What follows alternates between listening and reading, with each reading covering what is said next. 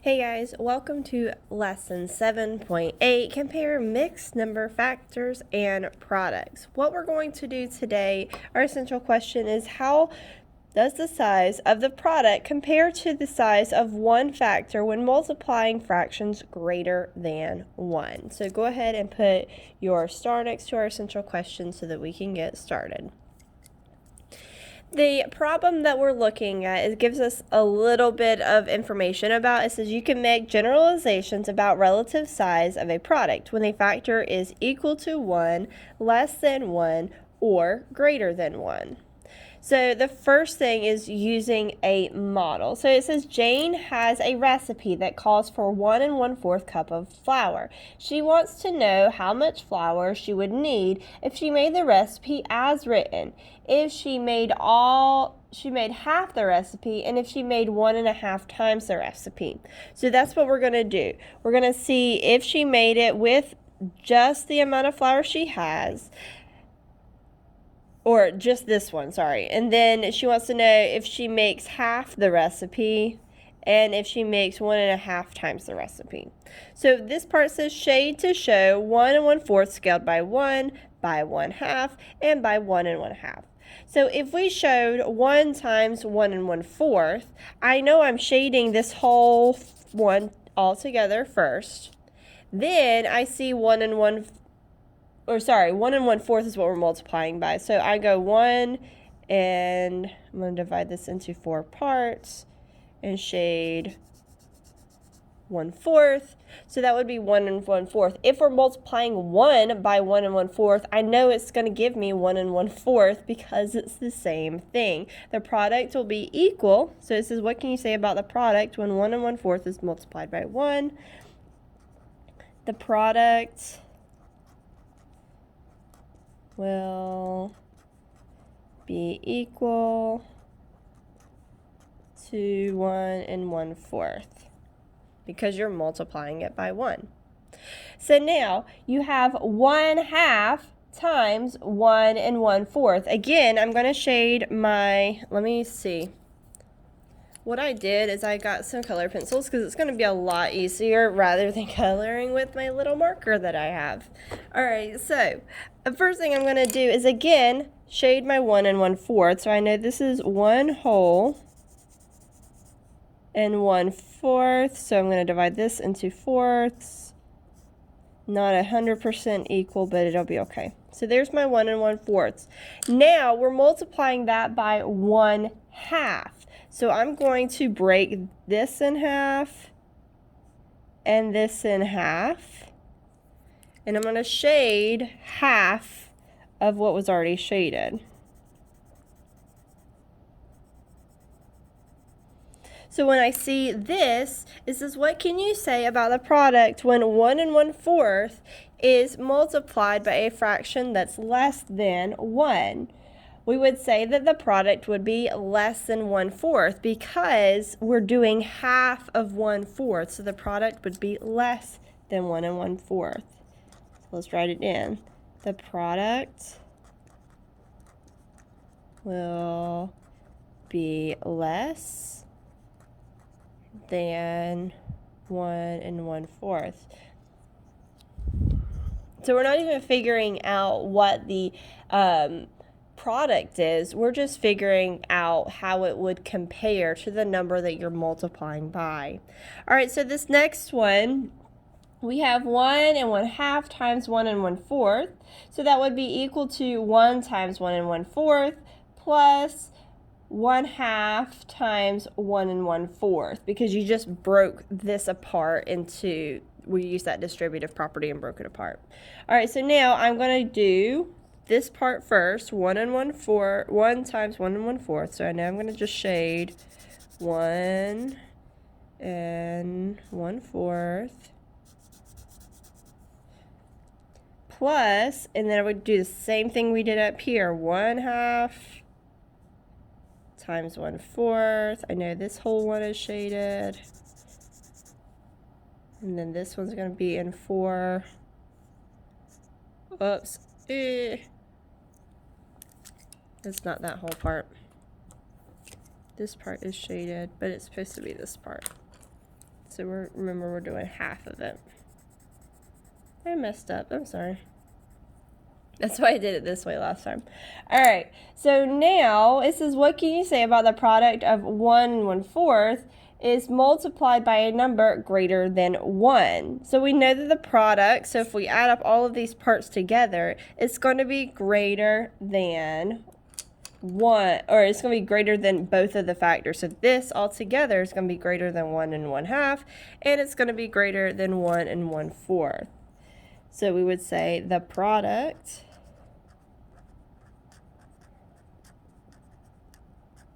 will be greater than both products, or both factors. See, because it's bigger than all of those factors. These two factors right here. Okay. We're going to flip to the back of these. I know this is a little bit confusing. I kind of like this way better than using the model, but that's just my personal preference. So at the top, it says you can use a diagram to show the relationship between products when a fraction greater than 1 is multiplied or scaled, resized by a number. So now we're going to look at another way. We're going to look at the diagram. And like I said, I like this one a little bit better. For me, it's a little easier. But it is whatever you think is better. So Jake wants to train for a road race. He plans to run 2.5 miles on the first day. On the second day, he plans to run 3/5 of the distance he ran on the first day. And on the third day, he plans to run 1 2/5 of the distance he runs on the first day. Which distance is greater? The distance on the second day, on day 2, when he runs 3/5 of 2 1/2, or the distance on the third day when he runs 1 2/5 of 2 1/2. So we're trying to figure out which day is he going to run the most. So it says for this one, you're going to graph a point on the diagram to show the size of the product, then complete the same statement with equal to, greater than, or less than. So you're looking for greater than, equal to, or less than, putting it in the blank and making the sentence correct. All right, so this first one, we have 1 times 2.5. So I'm going to show that right here. I know, whoops, it's not there, sorry. It's right here. Ignore that one.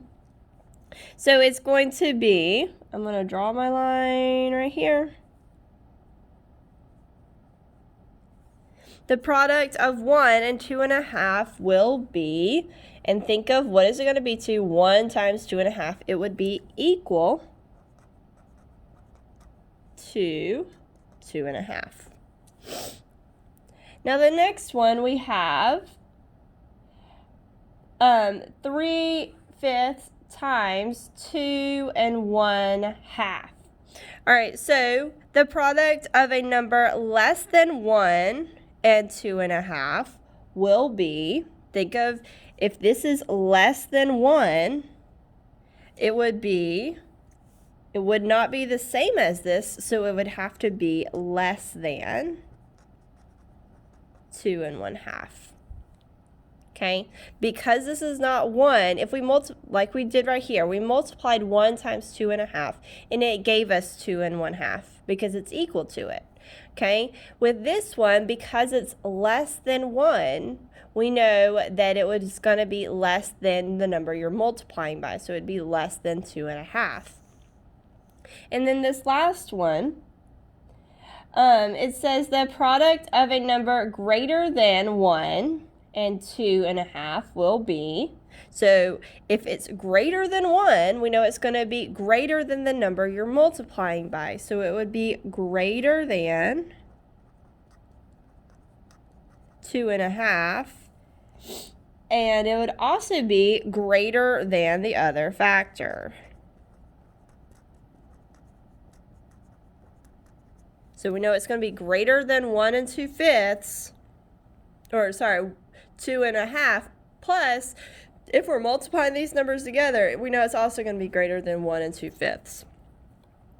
So if we have which one of those is going to be the greater distance? If we look at these, we know that this one's going to be equal to 2.5, this one's going to be less than 2.5, and this one's going to be greater than 2.5. Which one of those is going to be the greatest distance? It would be 1 2/5 of 2.5 miles is greater distance than 3/5 of 2.5 miles. Sometimes these get a little bit tricky, so you really have to read the wording of what they're asking you. And we are going to do several of these together. So this first one, number 1 on the next page says 5/6 of 2 1/5 will be blank 2 1/5. So let's go ahead and shade that in. So I know 2/5, so I'm going to go ahead and shade 2. And now I'm going to divide this in 2/5. 1, 2, 3, 4, 5. I'll shade the 5/5, the 1/5. Okay, so it's 2 1/5. Now we're shading 5/6 the other way. So I'm going to go 1, 2, 3, 4, 5, 6. Same thing all the way across. 2. Should have just gone all the way across. Sometimes that's easier. But here we are. So then we're going to shade 5/6 of the stuff that's already shaded.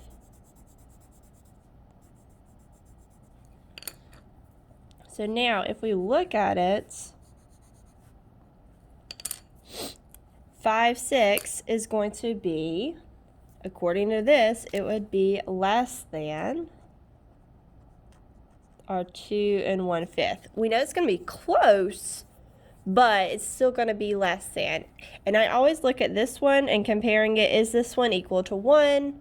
It's not equal to 1. It's less than 1. So I know that it's going to be less than the number I'm multiplying by.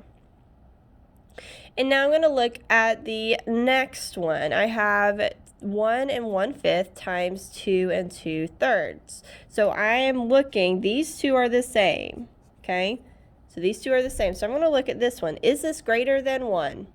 Yes, it's greater than 1. So I know that my answer is going to be greater than. Because if these two are the same, I'm just looking at this. Is it bigger than 1, the same as 1, or less than 1? And since it's greater than 1, I know it's going to be greater than. Let's look at number 3. We have 4/5 times 2 2/5. Will be blank 2 2/5. So I have my 2 2/5. I'm looking at my 4/5 fraction. Is it less than 1, equal to 1, or greater than 1? And I know it's less than 1, so this would be less than 2 2/5. All right, we're going to do a couple more, and then I'm going to let you go on your own. We have 2 halves times 1 1/2 will be blank 1 1/2. So I'm going to box up my 1 1/2, 1 1/2. So now I have 2 halves. If I multiplied that, it would be equal to, because it is equal to, this one's equal to 1.